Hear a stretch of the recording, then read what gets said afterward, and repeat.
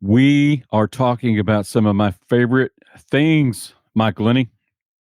Amen, brother. I am a marching band rat nerd. Love it. I got rat nerd. Rat nerd. Welcome to the rat nerd churchy cult of marching band. Jesus plus anything is a cult. Jesus plus marching band is a cult. We are those of angry feet and crazy eyes. Yes, sir. Back for another episode. So, lead us. Let's kind of give us a quick rehash. A quick synopsis of where we are as we move into this episode. Yeah, the whole series is kind of based on the idea of trying to make things efficient for these directors and get them to have a written down way of doing things. So, we're going to dive into more deeply to the 8 core principles. And just to kind of read them down before we talk about them, we have relaxation, concentration, alignment, breathing, center or core strength, coordination, fluidity, and stamina. And those are the things we're going to dive into. Plus, in this episode, we're going to look at different things we can do with helping body movement and posture by incorporating certain exercises in our warm-up that's different than just touch your toes and let's run to the goalpost and back, and which there's nothing wrong with that. It's great for stamina. Or if you're in the inside circle, we call it satimna. Okay, satimna. But and as always, misspellings. This is written down. It is written down. Yes. So typos included. Yes, for free. Yeah. Please don't. Please reach out to me for information and to feedback. But please don't tell me where the typos are because I'm stupid. I'm smart enough to know how stupid I am. I already know they're there. You don't have to make it up. Yeah, I'm just too lazy to fix them. But Rick in the Chair will put up a link to where they can find the stuff online so they can download and read through some of the stuff that we're talking about. Awesome. Well, let's roll, brother. All right, let's do it. Lead us into this next one. All right. So the first one's relaxation. And we're not talking about, drinks with umbrellas and Cozumel, which is great relaxation, by the way. But, it's learning to recognize areas of tension that need releasing in the body. Whether it's a kid that clenches their teeth when they stand at attention, or they lock their knees, or they pull their shoulders back, or they try to make their shoulder blades touch by being very tense on their back. And you can see a lot of this, not by watching their body, but you can see it by watching their face.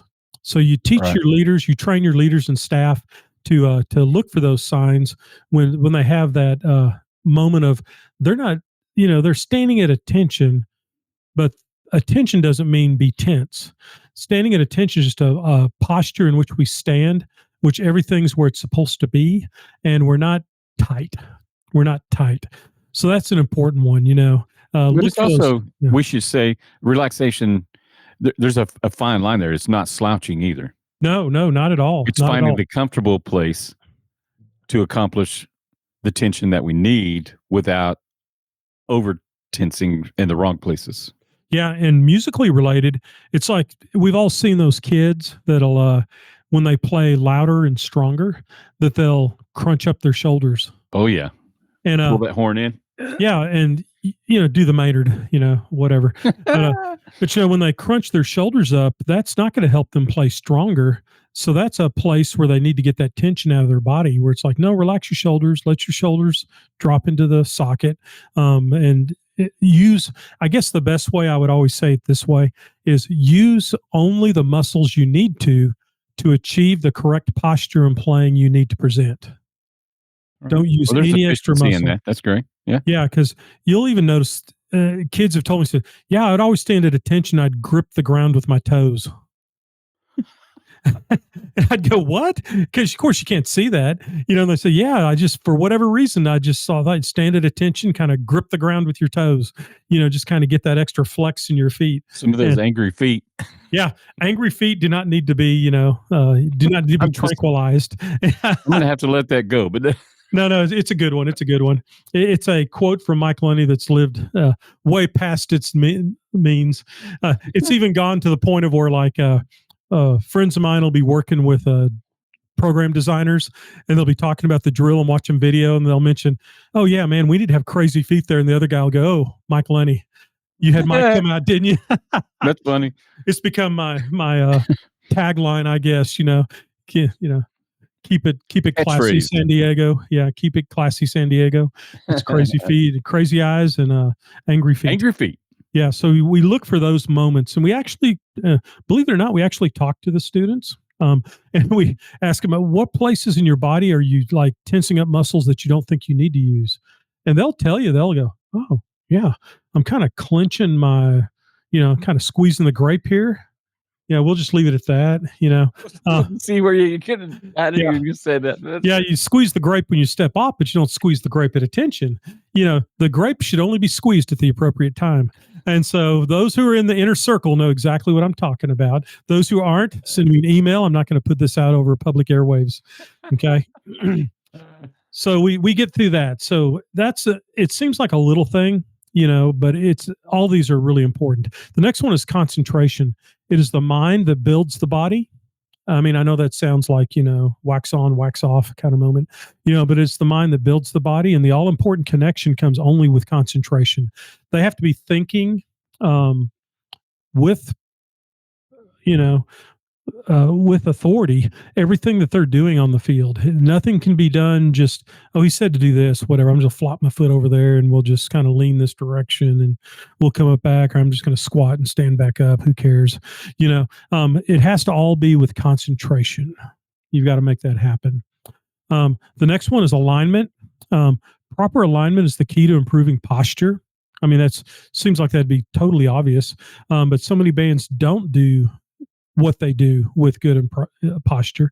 Learning to feel where every part of their body is at any one time is the foundation of standing and moving well. Let me say that again. Learning to feel where every part of their body is at any one time is the foundation of standing and moving well. That has to happen. They have to understand that. You know what? If this is not the same thing, tell me. No, Derek, that's not the same thing. But even at this advanced age of my life, there's still sometimes where I'm suddenly aware of my physical stature and or place relative to other objects. Some days I feel taller than other days. I don't know if that makes any sense to you. It does. Some days I'm like, man, I'm very aware right now of how I'm carrying myself, and I don't know why. But teaching people to embrace that so they will know proper alignment, be aware of how your body feels right now. Is that kind of what we're? Yes, that's right there. I mean, because I think everyone can relate to this by either living it or watching it. There's certain levels of seeing someone walk across a room that exhibits strength, right, and certain things that exhibit weakness. I know that when I walk to do my exercise, there's a certain percentage. I forget what they call it, but like the lower the percentage, the better you are. It's when only 1 foot at a time is in contact with the ground. Think about that. Okay. So if you walk like a penguin, then that exhibits weakness, doesn't it? I feel attacked. Yeah. But if you walk like a Olympic decathlon person, you don't walk with short, staggered steps. You walk with long strides, and you have your shoulders back and your head is up. You're not looking at the ground as you're walking. And it's all those little tells. If you're a poker player out there, all those little tells are the things that tell the audience and the adjudicators, anyone you're performing for, and your directors and staff, it tells them whether you are giving an aura of strength or one of weakness. Right. And it's super important because in music, when we play our instruments, even whether it's a percussion section versus winds, tone quality is the most important issue, right? Right. I mean, I think almost everyone would agree with that. We have to realize that our posture in marching band is our visual tone quality for marching. And let's translate that again to something else. That's our nonverbal communication. Oh, yeah. And so much of our full communication is nonverbal. Yes. Our music might say one thing, but if our body posture doesn't match, we're probably not really convincing people that that's how we feel, or you know what I mean? Oh, yeah. And take that to even one more level. Think about it this way. The visual can never be communicated with sound, and the music can never be communicated with visual. Right. I agree So with that. both those have to agree with each other, and they have to present the same strength of our body is strong and how we present ourselves is strong and our music is strong. Either if you're playing pianissimo, it's a strong pianissimo. Got it. So Yep. I think that's something we've got to really work on in our bands. So that proper alignment is going to be real important as we go through this particular session. 8 core principles. We've got relaxation, concentration, alignment. What's next? Breathing, natural conscious breathing patterns coordinated with movement. They help activate muscles and direct focus on these areas. Kind of like I said in a previous podcast about if they have 16 counts rest, simply have the band breathe in for 4, out for 4, in for 4, out for 4 with a full breath, totally emptying their lungs on the when they're releasing the air, to give them something to do. Because I mentioned before that it's surprising how many students hold their breath when they're in middle of rest. And kind director friends, don't underestimate the importance of breathing and actually teaching someone how to breathe. Yes, that's exactly right. The next one would be center or core strength. This is probably the hardest one to develop. Developing muscles in the abdominal area, not just abs. We're not looking for 6-packs. I mean, mine's been a keg for a long time. For our lower back and our deep hip flexors, that's where how you can rotate your pelvis to where when you lean back, your pelvis goes in front of your spine a little bit. And when you tuck your pelvis in, you can kind of curl up your pelvic area and it'll put your pelvis right underneath your spine. I know that sounds really technical, but if you get the kids to kind of do that on the field in a warm up, they'll all go, "Oh, that's what he's talking about." It's like with good Latin dancing, it's all in the hips, man. It's all in the hips. Yeah. So you sound like a person that knows. Well, a person that's dreamed of such, but it's all in the hips. It's all in the hips. Okay. The hips don't lie. The hips don't lie. They don't lie. And it takes the pressure off the spine and it allows for you to maximize the efficiency of any movement that you're doing. The energy for all the movements initiates from those core muscles. And that's hard to do. We'll get into it more later, but I like to have the kids march if they don't have equipment in fundamentals in a power triangle. The power triangle is, we're real used to the idea of one hand is in a fist and the other hand goes over that hand. And then we hold those thumbs kind of in front of our nose and we make a triangle with our arms. That's a real common way. And it's real useful, by the way. But if you undo both your hands and just let your fingertips touch and let your thumbs go against your hand, and then your thumbnails are even with the tip of your nose about 6 inches away. It's amazing how if you march a whole set of fundamentals that way, the kids will feel it in their abdominal muscles because it forces your body to take an account for the shift in weight of your upper body. It's much like those guys that work out, which I never do this because I'm not coordinated enough. You've seen those like exercise balls. It's like half an exercise ball and you stand on it. Have you ever seen those? Yeah. I've seen guys lift weights using those and they stand on them as they lift weights and it makes the weight. They have to balance at the same time. Yeah. Yes. It makes it twice as hard to do. So that's in a way, that's kind of what we're doing without spending thousands of dollars on those little exercise thingies to have them stand on. They'll get the same thing from it. So if we can develop any of that core strength, that's going to help musically and visually in your program. The next one is coordination, which, I hear people, and I understand, I respect this opinion, that some people are just kind of almost born coordinated, and they're right. There's a certain amount of it's just like genetically ingrained in their body that they are coordinated in what they do. But, we can improve coordination in any person, and it's a multi-step process. We want to go first with understanding what's happening. I guess the cognitive stage. They know what's supposed to happen here. These two things work together. Then proceed to the motor stage, doing one, then doing the other, doing one, then doing the other. Now trying to do both at the same time, before reaching that automatic stage, which is almost nice. It's when it's muscle memory. And that's when, like, remember box 5 when they perform as actors in the judging podcast, when it all becomes muscle memory, that frees up your mind and your brain to think of that really cool emotional moment in the show. And you can reach inside yourself and find that musical moment. And that sounds like, oh, now he's, he's getting out there, but you can feel it when you're in the audience. Right. You can tell when a band's forcing themselves through the function of moving and playing and doing a good job versus Um, man, those kids are performing. I'm That is believing this. so Yeah. cool. Yeah, yeah, it makes it believable. I like that. I'm going to use that one. You got to make this performance believable, not like, well, cognitively, I can write down your sequence of moves in that particular, instead of going, oh man, that gave me goosebumps. Right. Okay. And the next one is fluidity. Fluidddiiiitdddty. We never know when to stop that word. Oh, It's dope. It's the continuous movement, consistency of motion, and a full range of motion. And what we're trying to achieve is a look for our band. It's a smooth, effortless, but super strong aesthetic. And that's in that box 5 area, my friend. We've gone through these core principles, but this one is box 5 all the way.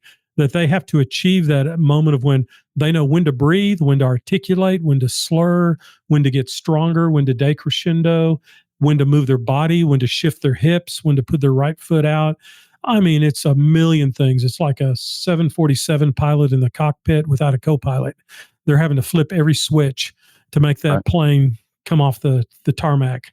So that's box 5. So we just One got of to my do it. favorite things about that, it's almost like the group knows they're fixing to do this.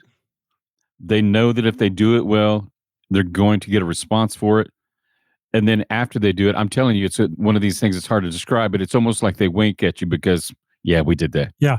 Or that other cool moment when they do a really cool thing on the field and it's absolutely silent in the stands at a marching Did contest. they just do that? Yeah. Everyone's just leaning forward like, did I just see what I just saw? Yeah. Yeah. You know, it's one of those really cool moments. And just kind of a little band technique thing to accomplish fluidity and body movement and visual.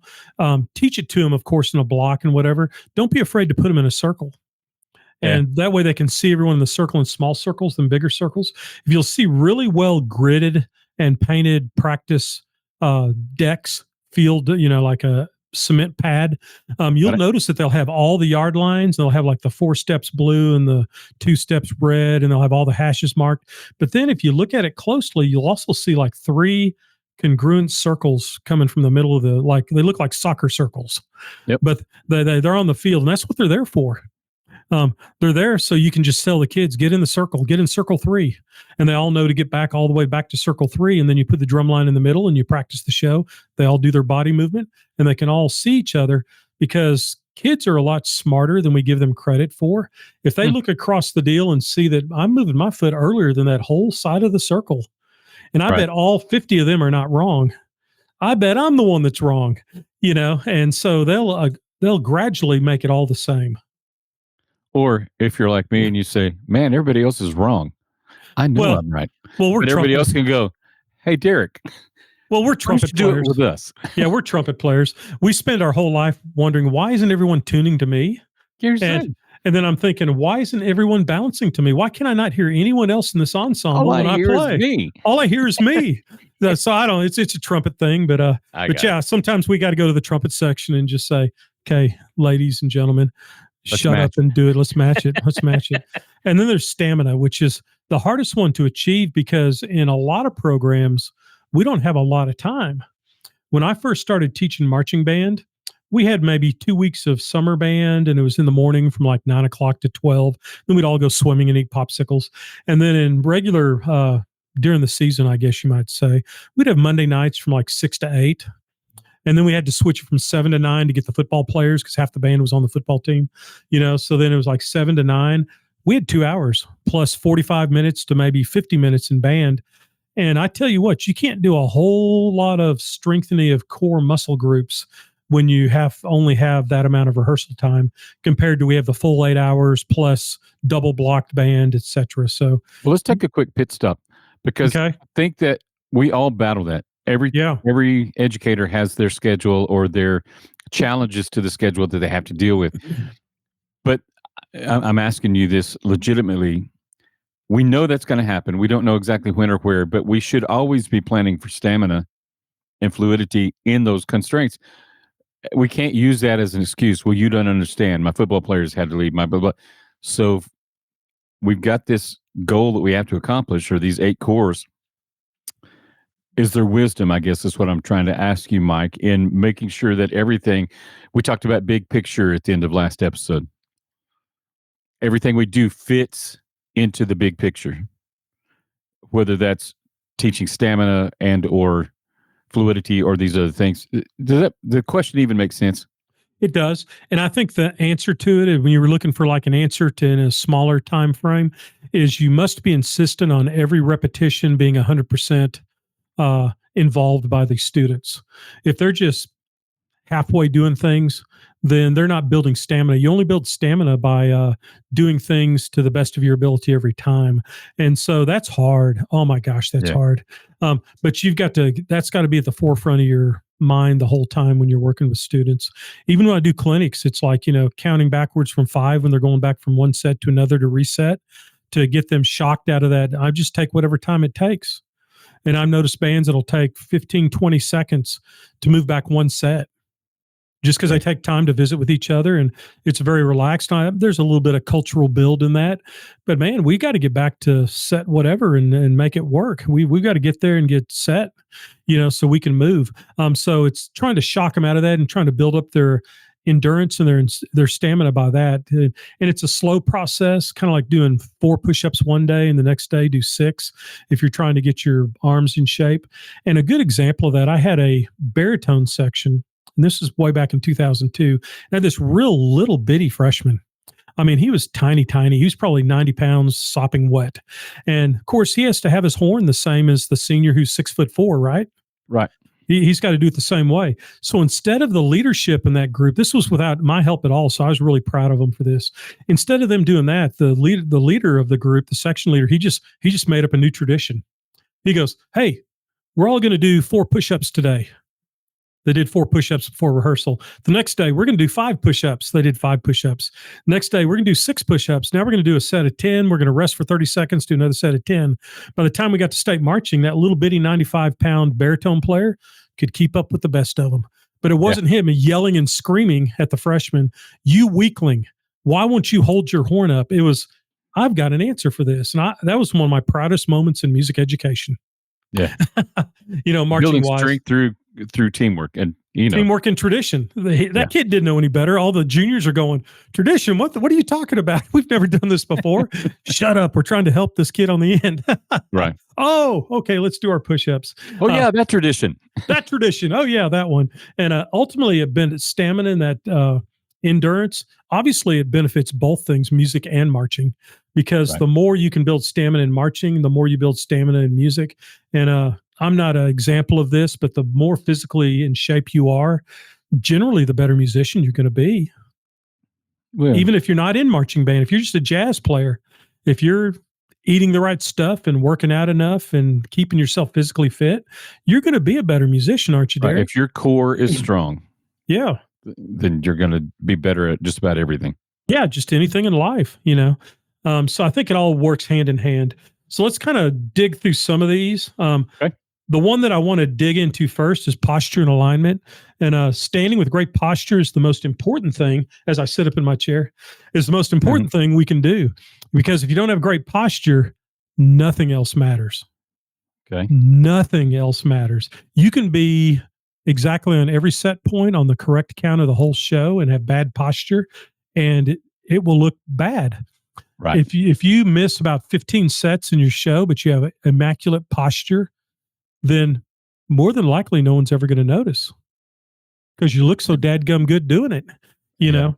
So here's things you got to worry about. That's easy to say philosophically. Here's how Mr. Lunney thinks it should be. But let's talk about the way you do it technically. Get down to the brass tacks. Okay. You make sure your weight is centered between your feet, so your weight's not totally on one foot or another foot.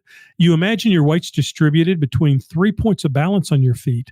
You got that toe ball area that I like to call the platform. It's that area right behind your big toe, and the heel, which is your heel. Okay, no explanation needed. Okay. And the outside of your platform, which is kind of by your pinky toe. Does it make sense? Right. So it's like your pinky toe. So you got your pinky toe, your heels, and the platform of your foot. So we're got to be careful to make sure that we get the proper weight distribution on our feet. So if we're just standing there, then we definitely make sure our weight distribution is exactly equal. All 6 points have exactly the same amount of pressure at all times. And that's hard to describe to a kid, but the more you talk about it and the more they practice it, the better they're going to get at it.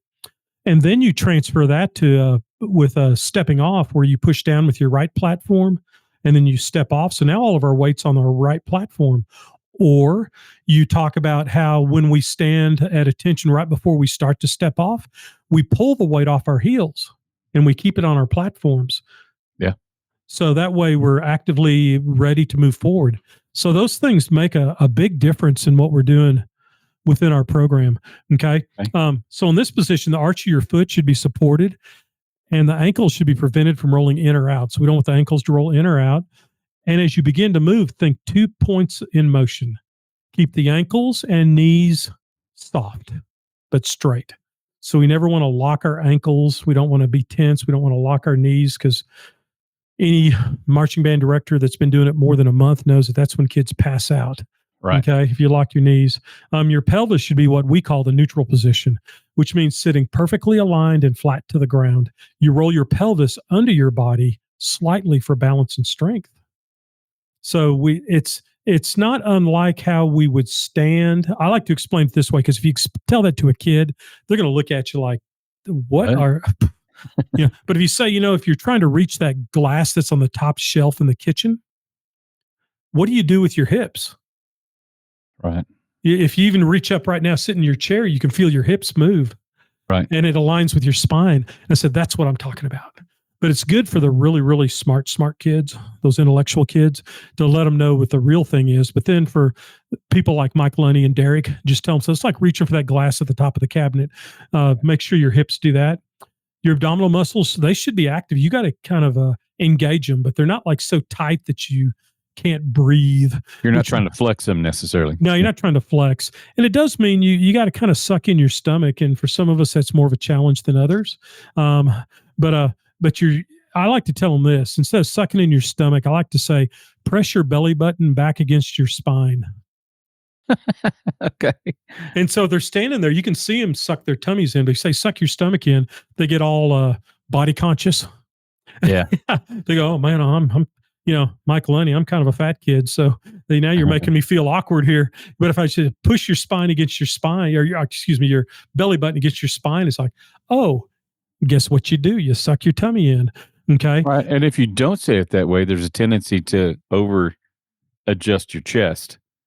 Yes. You kind of suck your tummy up underneath your rib cage, don't you? Yeah. And that makes it where you can't breathe. And now we're passing out, and then we have to call the paramedics, and life gets complicated really quick. Okay. So we want to engage those core muscles. Your upper body should be centered over your abs. Okay. Stretching away from your hips, but not leaning forward or back. I like to say, think of lots of space between your bottom rib and that bone that's at the top of your pelvis. And the way I get them to do it, I tell them to touch their lower rib with their thumb and take their pointer finger and let it touch their hip, and then try to use that just like to open it up, just to kind of push apart and get as much space as you can between your thumb and the tip of your pointer fingers. And that makes you lift your rib cage up and kind of let your sternum go out.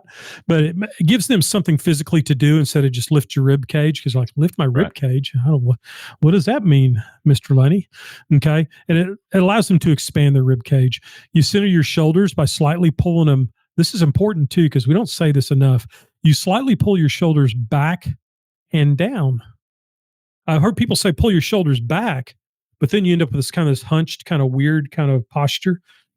But if you tell them to make it go down, it gives you kind of a longer neck, which I certainly don't have like a model's long neck, but you want your neck to be as long as possible. And you bring your shoulder blades, and I tell them, make it feel like you're trying to pull your shoulder blades together on your back. And that makes you sit up tall. Roll your shoulders back. Yeah, if you roll them forward, up, and let them go down into socket, that's down. So that's a perfect example. So you can tell them that too. It's there. I'm sorry, I just jumped the gun on you. Oh no. You're fine. All's good. Exercise. You can do this on the floor. Have the kids lay on the floor in the band hall if you've got one that doesn't have like 30 years of saliva baked into the carpet. Quit. You know the places. Don't do this where the trombones. Yeah, because sometimes you can look at a band hall carpet and I swear you can see it move. It's like a biological life form. You And can hear see little. Yeah, you can hear it quiver. Oh my gosh, the carpet's moving. But you can either get up on the floor or lie down. They lie on their back with their legs straight and relaxed. That kind of removes tension from those large muscles of your legs. Let the feet hang naturally.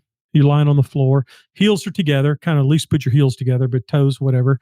I have them place one hand on their tummy and one hand between your lower back and the ground. And you'll notice the arch in your spine. That's just how God made us. That keeps our back actually healthy. Okay. Right. Same thing for those weightlifters. They never lift flat back, do they? They always have a little bit of arch to their spine. Stay relaxed, and especially the upper body, and keep breathing with your chin lifted. They're going through all this process step by step. You should be able to move your head back and forth. You can also do this against a wall. It's up to the students to be aware of their posture. And what you do is you try to see if you can squeeze down your belly button into your spine to make that arch a little bit less, and it moves your pelvis into the proper position. Okay. And if they can learn that process, they can emulate that and replicate it on the marching field. And that's honestly, that makes a band look so strong. They just look powerful. Sure. On a marching field. They don't slouch. And it gives them a distinct system. You can tell them after a while, go through the process, belly button, pelvis, shoulders. You don't have to say what to do, just mention the body parts and they'll all do their thing, Yeah, but I think it's a simple truth. Posture is confidence. It translates. Posture does say, I carry myself in a way that says to you, I know what I'm doing. Yeah. I'm in command. In anything. When yes. Mama has good posture and holding that slipper in her hand, she's got confidence. She's about to whop you one. Okay. Yep. And another good example, I go work with financial people. I think it's taught in their training. You do not sit with bad posture if you're a financial instructor. Yeah. They sit with confidence, because the last thing you want to do is invest money with someone who's slouched in their chair. I know that sounds pathetically shallow, but I think it's the honest truth. Nonverbal. It's all there. Nonverbal stuff. Okay. Have them always be conscious how they carry their body. You should constantly be trying to stretch taller, expand your chest more. The way you stand, it's a performance. There you go. That's what I was trying to say. The way you stand is a performance. It is often your first and last impression that people have of you, whether it's me walking into a room of strangers and leaving that room. I'm in a waiting room for a doctor. We're judgmental people. Let's be honest.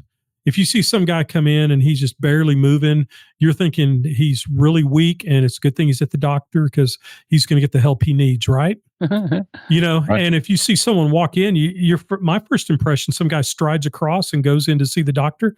What's he doing here? Right. Man, he seems like the picture of health, and he might be riddled with some kind of disease. I don't know, but his confidence is such that he fooled me, Here's my small soapbox, and I'm sorry. It's okay. Everybody can push back as much as they want to.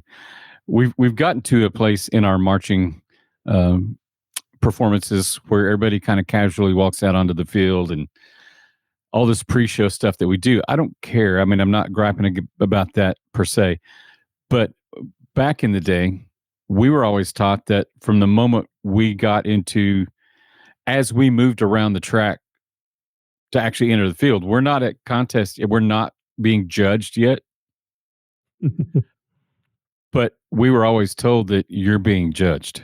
Right. The way you carry yourself, the way you enter, your posture, all of that matters from the very first time they see you, the perception.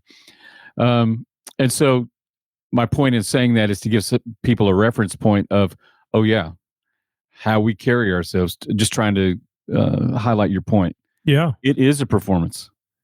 And as you say, quiet part, we are judgmental people. Mm-hmm. People move sloppy, we expect sloppy, and we're already geared in our brain to say, it's going to be sloppy. Yeah. And it could be as simple as a judge, and we judge the performance, correct? Right. But it's hard to beat that first impression when 40 band kids enter the stands. This is before anything. Half uniform, pushing and shoving, screaming and yelling while a band's performing, and you see them and you see their half uniform and holding their jackets. And then it's not that you judge them poorly, but that first impression's hard to shake. Yep. It's I hard agree. to shake when they get on the field. They might be the best band of the day, and rightfully so, but it's hard to go, those are those kids. They're with this school. Man, that was pretty gross how they just walked up in the stands, pushing, shoving. I saw a kid fall on the bleachers and, and they're just being idiots out there. But there's some truth to that. So our posture becomes that for us. Right. And I think it's the easiest way to create the first, this is going to be a good band. Yeah, it's easy. You're right. It's easy to do, but we neglect it because we're worried about, we got to teach 14 sets this week. Right. I got kind of one of those moments. Step back down. Thank you for your time. Oh, you're more than welcome. I'll put you back in your penalty box. Okay. So the next one is that core muscle thing. To achieve that ideal posture, it's important to understand that the typical problems and the way people tend to stand is inherent in their body. We don't stand in the most efficient way, hardly any. Sure. We're just lazy people. Okay, so we've got to break that for the kids. For this amount of time, you've got to do this. Now, when we go back to the original set, you can relax for a second, kind of shake it out. I always tell them, shake it out. They can shake it out and slouch or whatever. Okay, get set. They know what set means. So we can figure that out. We've got to teach that to them. It all comes from posture. It's what we do mentally, but a lot of it's that core muscle group and in conjunction with alignment. And it seems like a lot. That as they get more used to proper posture, it becomes more comfortable than the slouch. Yes, or they feel better. They do, because they figure out they can move better, and they figure out they can play better. So they can breathe. They can breathe. So they jump back to it, and pretty soon it becomes their new habit. Right. You can tell a marching band kid at lunchtime at school, because they walk across the floor with their tray and their Coke filled to the top with a glide step. Yeah, that's true. And they sit on the front edge of their chair at the table. It's sad but true. But they do. You can watch them. They use their glide. They've done lunch duty before. So, hey, that's one of my marching band kids. Oh, yeah, that's trombone 4. Hey, that's John. So you notice first their perfect glide step as they flex toe and go across the cafeteria because they don't want to spill their Coke. Perfect. Yeah, their upper body's still. They don't want to spill. Then you see the kid that's another activity, just kind of Coke's going everywhere and the tray's moving. And so, man, if they were only in band, they could have all their Coke for lunch. That's funny.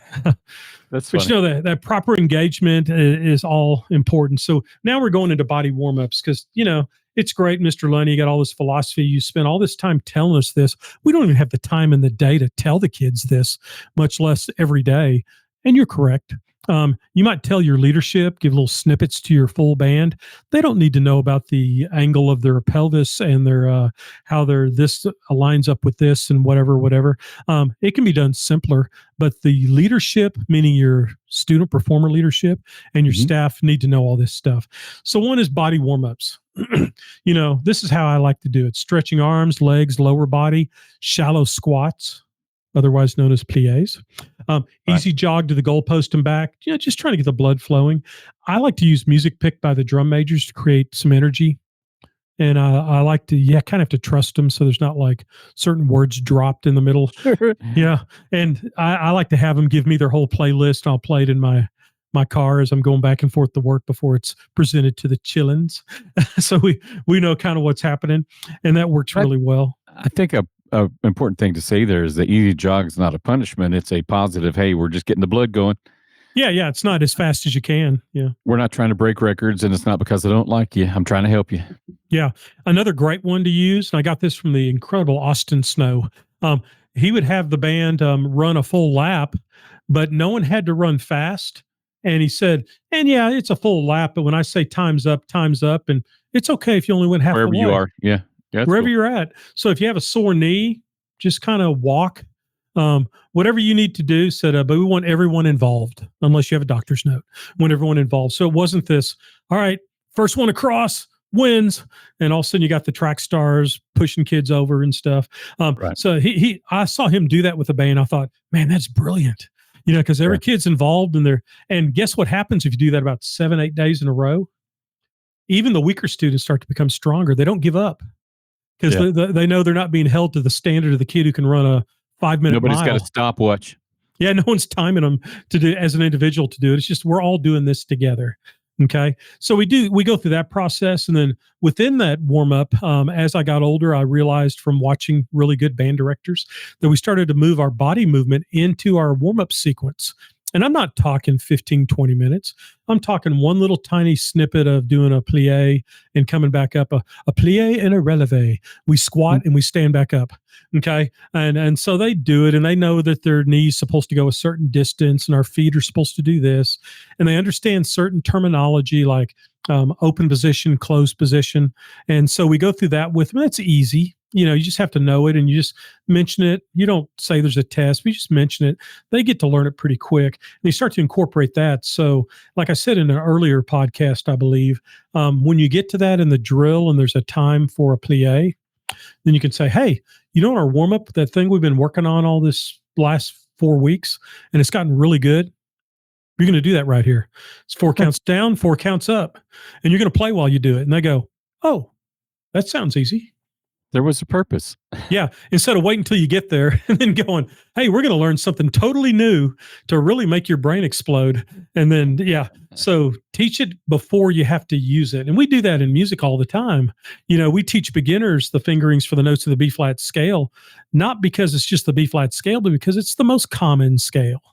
Sure. For band instruments. And they will need to know those notes forever. We don't wait until we get to an A flat to go, and now we're going to teach you something totally different that we've never approached before. This is an A flat. We do it in our warm-ups with our beginners, don't we? We don't wait for that line and then let the line surprise them. We approach it, then we do the line. So we try to do that in marching. Then we teach them the position of attention, points of alignment. The kids should be able to do this: ankle, knee, hip bone, shoulder, and the bone behind the ear.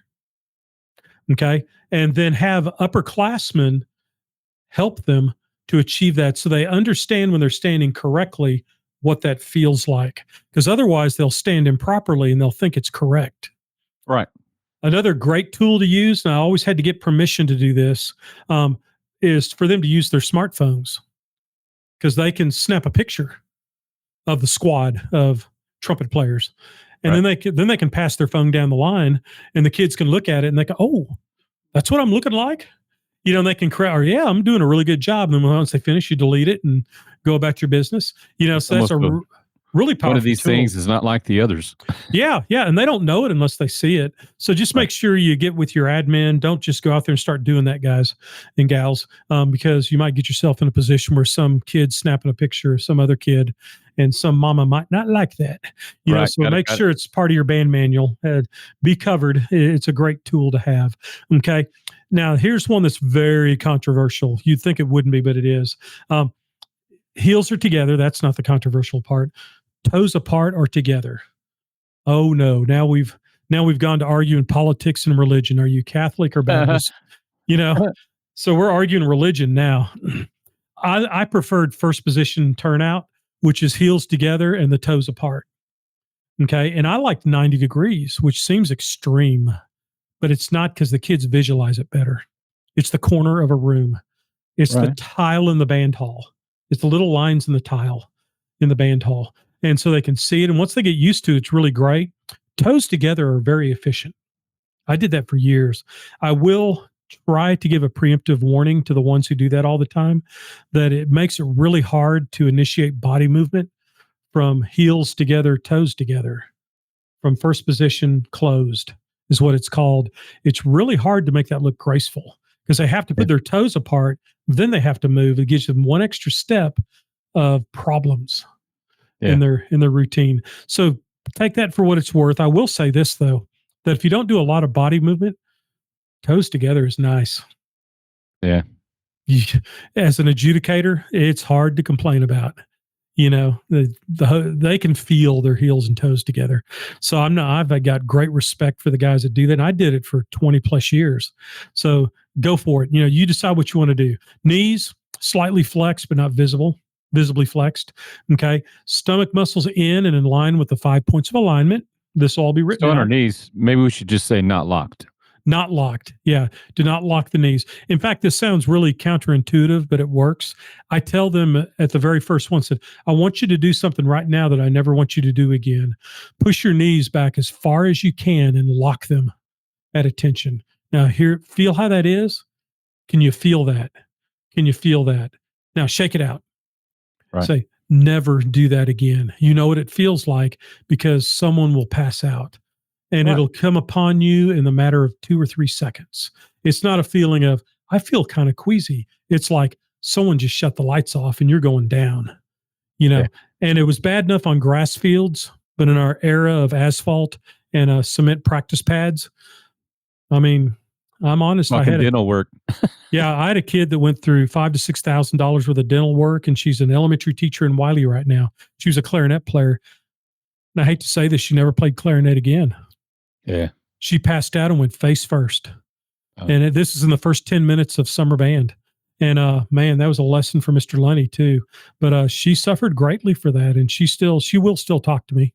But she went into the front ensemble. You know what I mean? Said, hey, let's go in the front ensemble because she couldn't play her horn that season, and then she got so good at percussion. It was like, hey, girl, why don't you stay over there? But my point was simply, what does slightly flex mean? Just don't lock them. Yeah, just don't lock them. Okay, stomach muscles in, and kind of suck in, get that belly button against that spine, line up the 5 points of alignment, lift your rib cage. That's the next point. Then arms at side with elbows slightly rounded. This is without equipment, because you always teach it without equipment first. And we're going to get into equipment in a further podcast.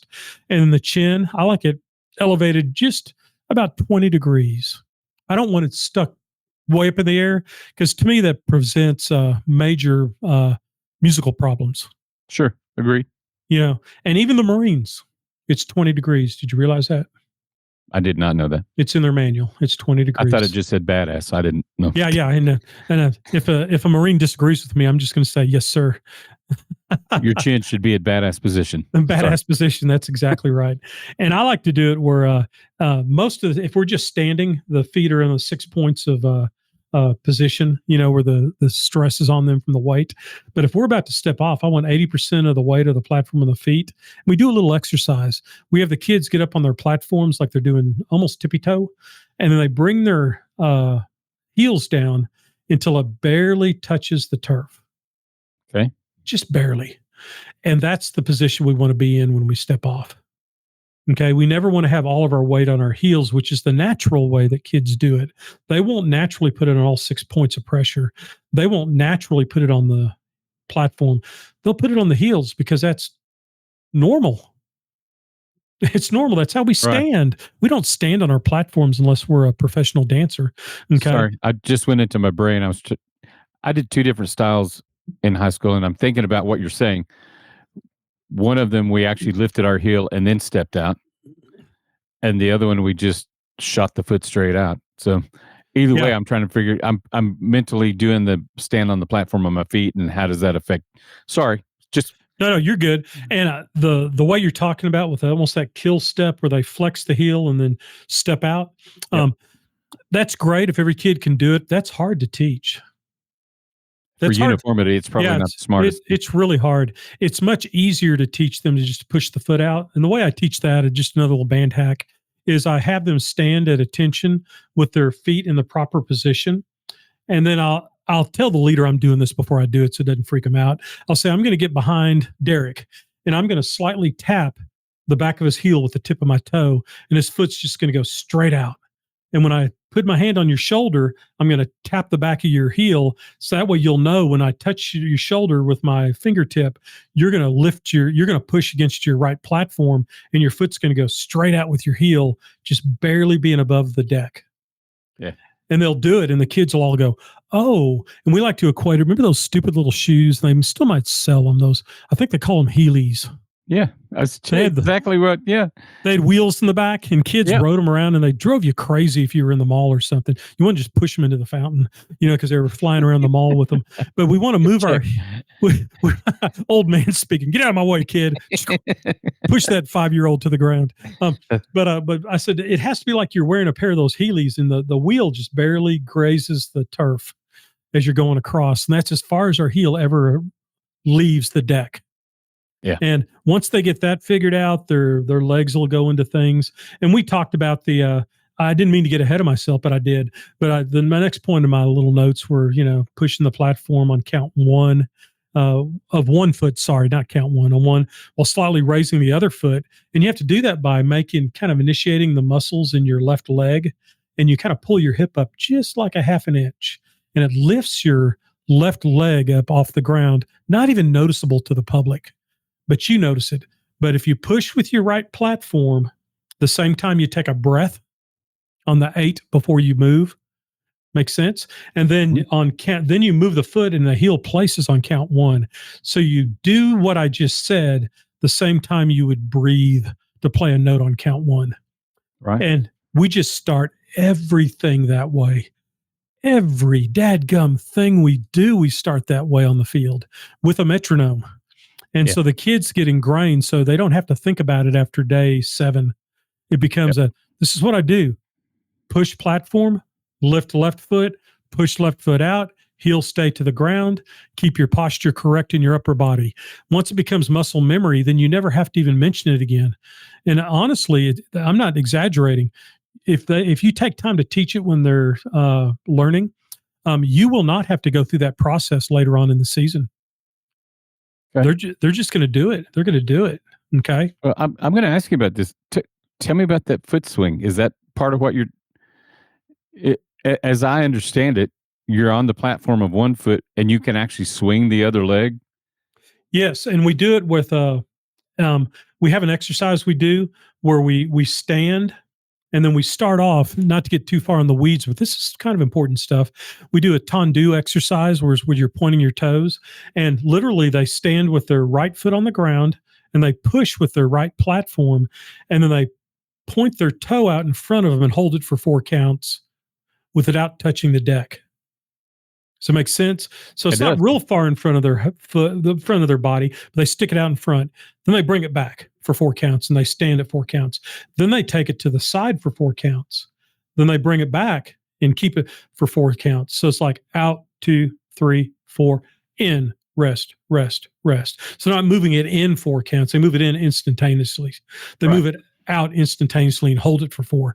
Then they do it to the back. And then you switch legs, which is hard to do because the legs are attached. Bad dad joke. I'm sorry. Okay. But you switch legs and then you do the whole exercise, the tendu exercise on the left foot, because guess what you're doing? You're building core muscle strength and you're building leg strength. So to answer your question, I know it's been a long road to get there. Sorry, Derek. When they push with the right platform, the left foot has no pressure on it. Right. So they can move it forward because they've done those exercises. And that can be incorporated into your regular exercise. Just 1 series a day, takes 30 seconds. Okay. So, and it'll do you wonders. Don't skip that part of the warm up. Okay.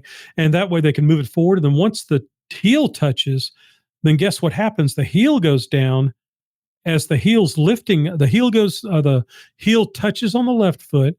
The right platform starts to lower in that parallel glide. And at the same time it lowers, our right heel comes up off the ground. Then guess what? Our left platform initiates and our right foot goes forward. Right. Then it's like shampoo, rinse and repeat. You just do it over and over and over. Okay. And I like to call it this, Derek. You ever look at like a canoe where the ends kind of veer up when you see it like on a stand or something? I call it boat feet. When we're in the middle of a step, we should have boat feet. Boat feet is our toes up on our left foot and our heel up on our right foot. So we're making contact. It makes an arc. Yeah. We make boat feet. So that'll correct kids who are like trying to march flat footed. And so if they get that idea of boat feet, it helps them out a lot. Those are just little tidbits that kind of help, things you can throw at them. Make sure we have boat feet when we do this. But go ahead.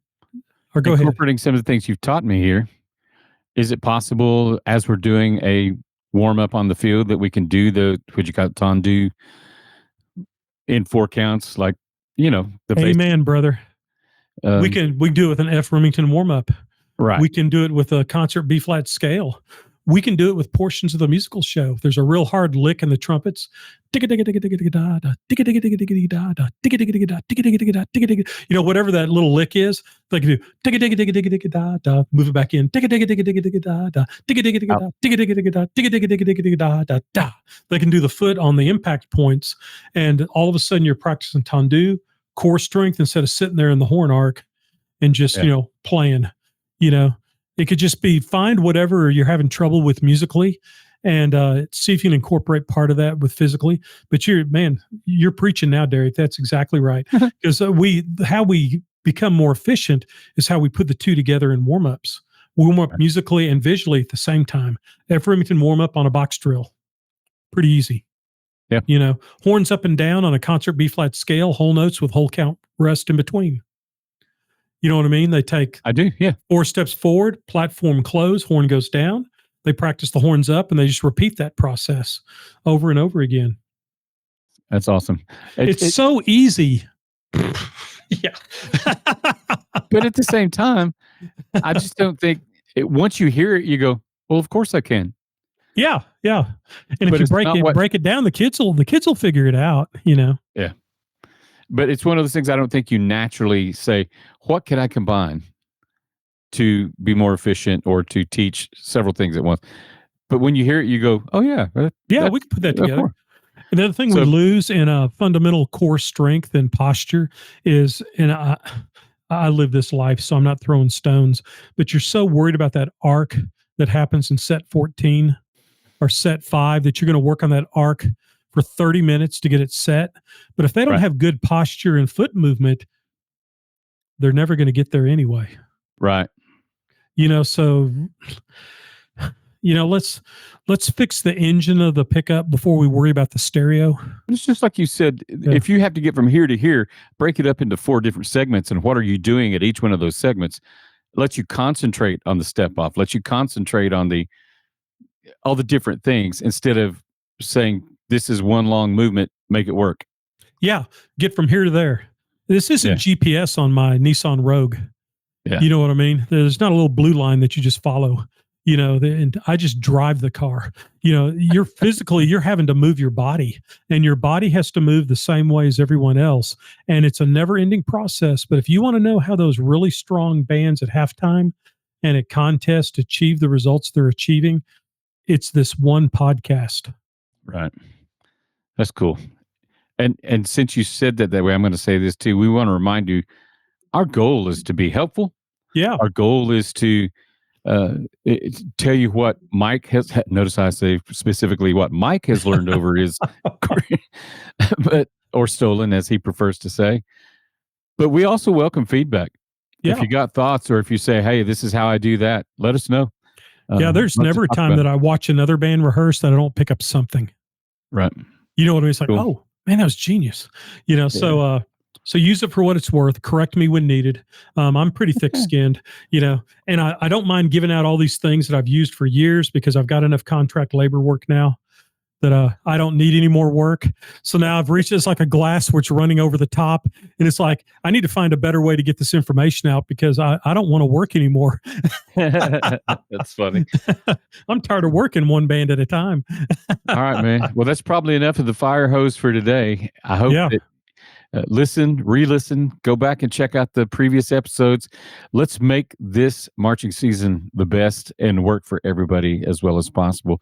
Hey, brother, I hope you have a great week. Hey, before you take off, let me give a tease about the next podcast. The next podcast is just real quick. It's going to be a real important one in terms of how we hold our instruments at set position and how we hold them while we move, and the all-important how we do that flutter step to artistically get from one place to another and stage and play our feature. And I'm going to go step by step, no pun intended, to kind of teach guys and gals to how to do that instead of just, hey, go from here to there. But that's my tease, but go ahead and go up with your closer. I you're fine. You, Derek. Sorry. No, I don't want to take away from that. I'm looking forward to next week. Hope you have an awesome week. Don't get too hot, brother. It's warm out there this summer. Hey, man, I'm hot enough. Oh, well. All right. See you next week, Derek. Bye. Bye. Yeah.